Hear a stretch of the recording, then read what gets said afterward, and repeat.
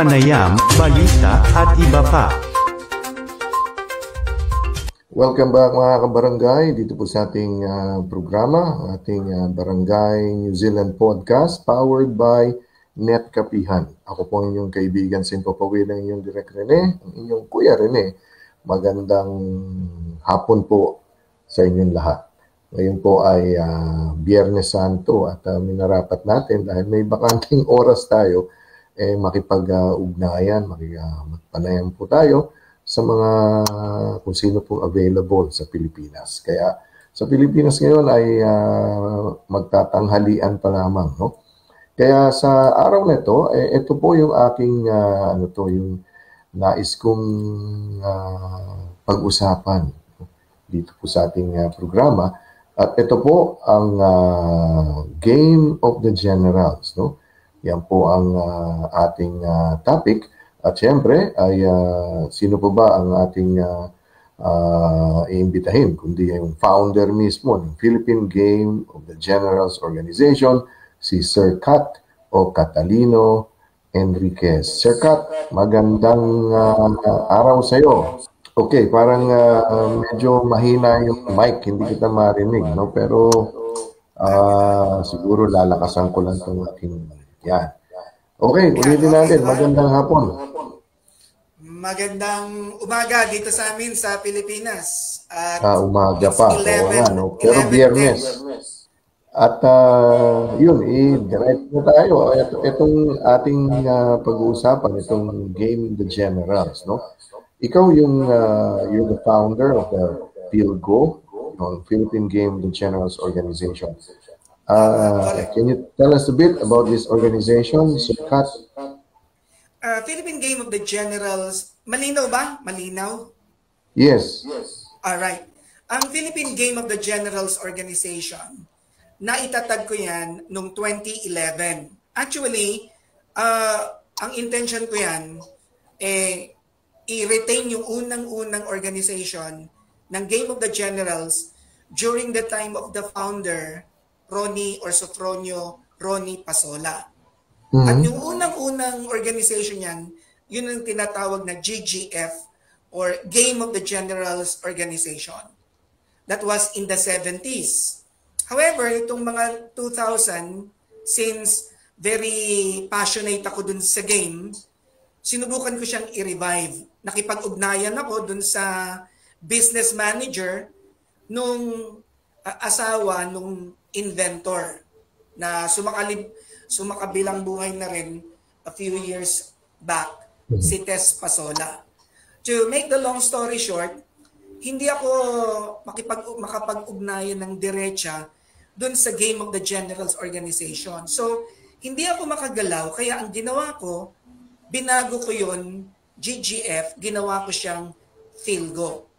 At magmula nung 2011 hanggang ngayon, marami na rin kaming nagawang mga revival tournaments. At one point in time, nakipag-partner po sa atin, kung kilala ninyo si Elmer Francisco. Yung gumagawa ng Francisco Jeepney. Or yes. Siya yung CEO Francisco ng Motors. Francisco Motors. So, nag-partner kami, ang sentro ng Game of the Generals sa Cagayan de Oro dahil doon siya naka-base. Anyway, that's just more or less giving you a background of what PhilGo is all about. Pero sa ngayon, medyo dormant ng konti, pero may existing other organizations. Like, ngayon ang pinaka-active, yung tinatawag nating Generals League. Nagpapatournament sila face-to-face at nagpapatournament din sila online. So magkakasama kami niyan. At ang isa pa yung UGGL or United Game of the Generals League. It's a small community ng Game of the Generals player. At very recently, isang magandang balita, yung kauna-unahang champion ng Game of the Generals, si Michael Nang, very active ngayon. He's now 70 plus. Can you imagine? At just a few weeks back, or a week ago, sumali siya sa face-to-face tournament. Yung compound tournament niya, first runner-up pa siya. Ganon katindi. So, he is also sponsoring partly yung Generals League. Ako naman, nag-aabang pa lang. Yun, field go.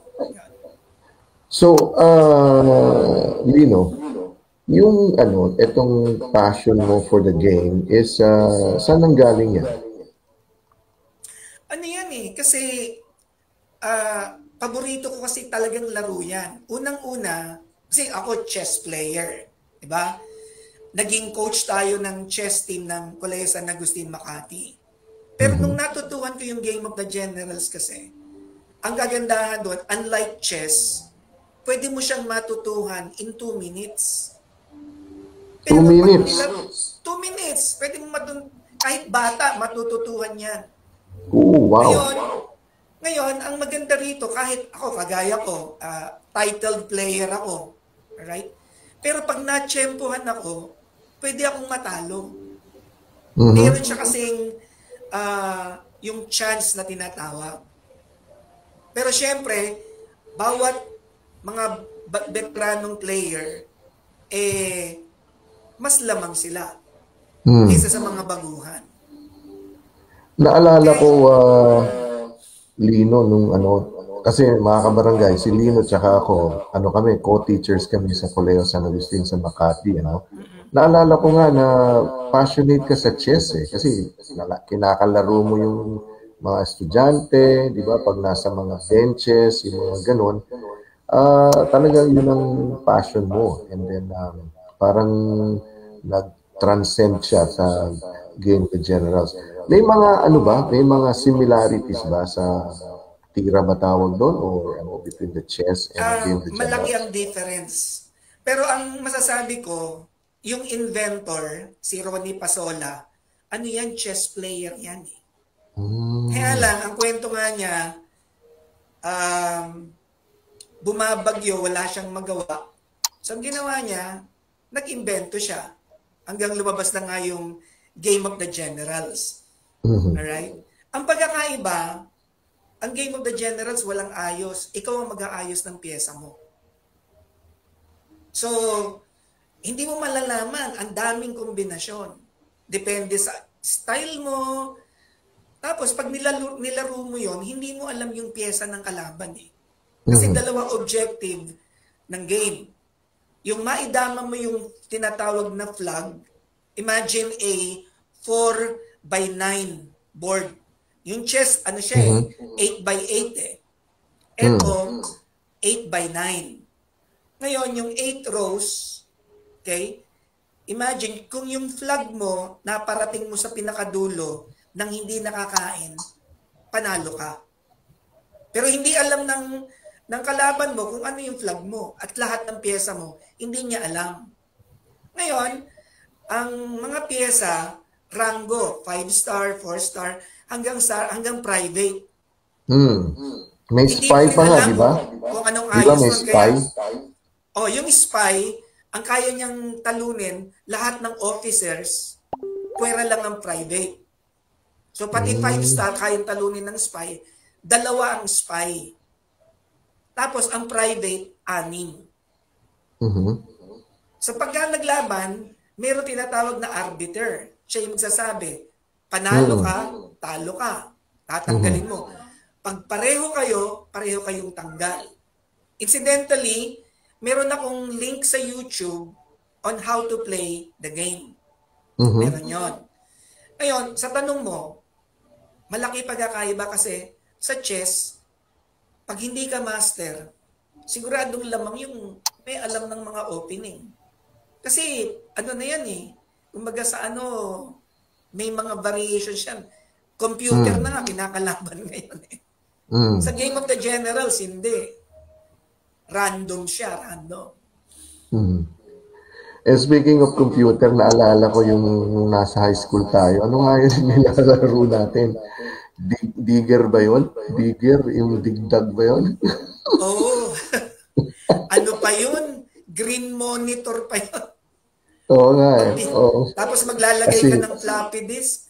Ano pa, nag-uumpisa pa lang. Ano ka pala tinuturo mo noon sa high school, Sir Kat? History, social studies. Social studies, okay. Kasi dito ngayon, yun din ang tinuturo ko. But right now, you are lecturer or professor sa isang ibang eskwelahan. I'm a Kasi college lecturer lecturer ka sa ng Universal College. of Parañaque. I'm Pa- teaching anong program ang tinuturo mo? general education courses like ethics, Philippine history, readings in Philippine history, universal values, sociology. Dami-dami ko na. Minsan pa nga, purposive communication. And then at one Okay. point in time, naghawak din ako ng major subjects in psychology. Kasi psychology major tayo eh. Passion mo talaga magturo, Sir Kat? Number one yun. Number one yun. Kasi nag-retire ka sa high school and then after a while, bumalik ka rin sa pagtuturo. No? You miss the action in the classroom? Ano natural sa akin eh. Kahit na bagong kakilala, natural sa akin yung nagtuturo eh. Hindi lang nagtuturo, nagpapayo. At the same time, right now, I'm trying to develop a program to empower people on their own. Kasi, ano yun medyo masalimuot ng konti eh. Kasi empowerment would mean being able to make yourself strong, yung mindset mo, na hindi siya magiging negative.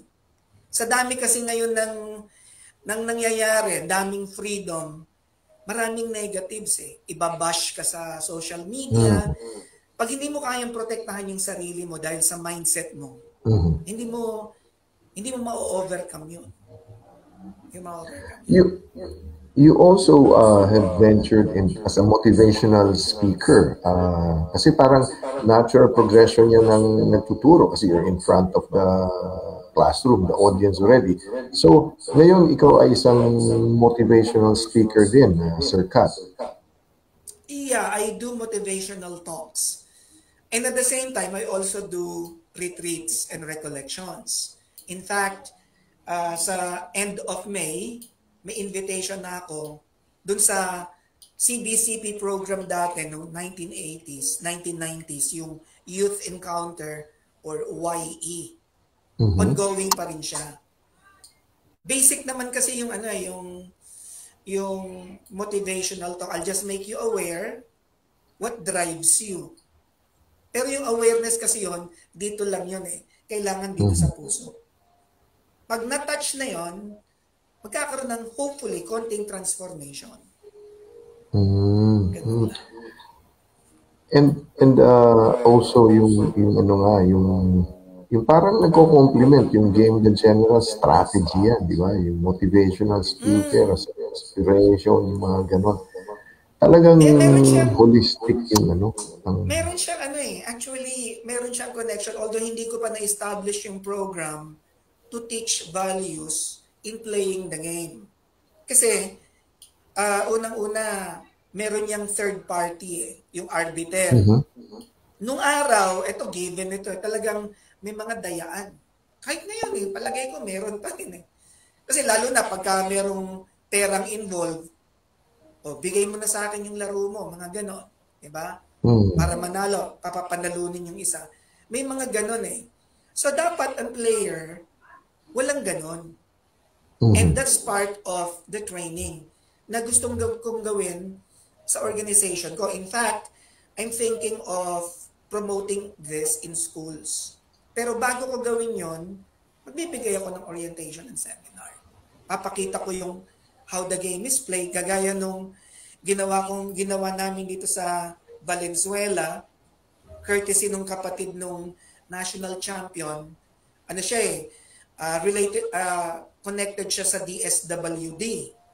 Tapos, merong organization doon, Movement Against Violence Against Women. So, in-introduce namin yon. At the same time, a bit of, although talagang orientation lang sa game, pero pag pinalalim mo yon, mapakita mo yung values, honesty, diba? Respect. Kasi may trash talk sa GG eh. May trash talk pag naglalaro ka eh. Part of the psychological strategy pag naglalaro kayo face-to-face. Pero pagkatapos nun, dapat kaibigan kayo, hindi yung away kayo dahil sa game. Yun ang tinatawag kong development ng character ng mga players. Yung yung tinatawag na yung character development sa sports, di ba? Character development, correct. You learn about Values, formation. leadership, sportsmanship, honesty, di ba yung mga ganun eh. And speaking of sports, number one, respect eh. Kasi meron ngayong i-search ninyo sa Google Play Store. Pag nilagay mo yung Game of the Generals, lalabas dun yung online, yung walk-ins. Pag nakapag-register ka ron, meron siyang chat feature. Kaya lang, hindi ikaw talaga yun. Kumbaga sa parang pen name mo. So, hindi kilala kung sino ka. Ang dami ron nagbabash. Dami ron na kinokontrol ng mga tao namin. Pero hindi mo makokontrol ng mga tao nun sa online eh. May mga bastos talaga. So, yung respeto, kailangan yan ma-develop. Kailangan nangingibabaw yung mga Kahit speaking ngayon, diba? Sa social media,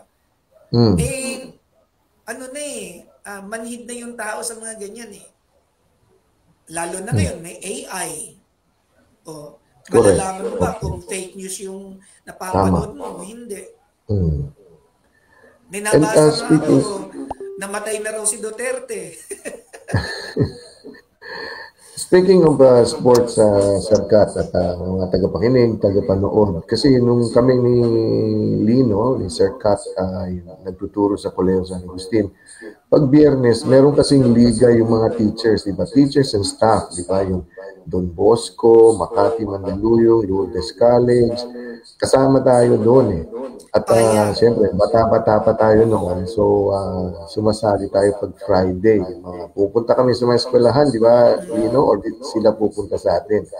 Si Lino ang aming tinaguriang, matindi mag-drive yan eh. Mag-drive ng, kaya tawag dyan si Penetration King. Dahil pag-penetrate yan sa basketball.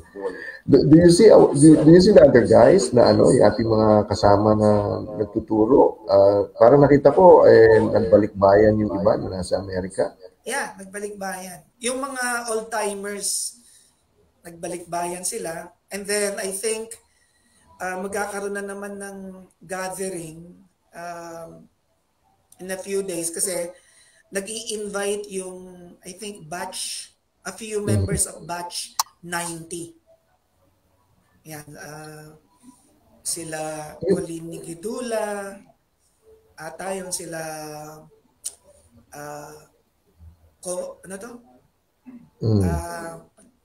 sa advisory ko sila Mike Crisologo, Inat Pilaes.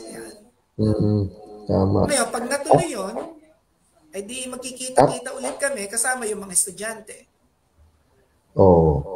Actually, Sir Kat, si Cora Reyes, yung isa sa mga guro, ay nandito na siya sa Auckland, sa New Zealand kasi yung anak niya ay nag-migrate na. So, nandito siya. She lives somewhere in the northern part of Amarangas North Shore, si Cora Reyes. Naalala ko kasi siya yung aking namin sa seniors, head teacher namin, si Cora. Pero ngayon nag-melo na siya. So, going back to yung Game the General, so you were saying, Sir Kat, na pwede rin pala siya ilaro na online. Kasi dati wala pa eh. So ngayon, meron na. So we go through your organization if or you conduct the online games? Hindi. Pag siya worldwide yung game since online siya, kahit nasa ang party ka ng mundo, pwede kang maglaro doon. Ngayon, meron siyang chat group. Dahil noon, pwede kang sumali sa mga existing organizations. Mhm. Kasi naglalagay ng invite dun eh. And then, once na sumali ka ron, may yung Generals League kasi, they require you to identify yourself. Mhm. Hindi po pwedeng nickname lang. Kailangan ibibigay mo yon Ayun. para at least merong konting disiplina. Yun lang naman ang hangad eh. Pwedeng sumali doon. Okay. Oh. Kasi May actually ngayon merong upcoming tournament.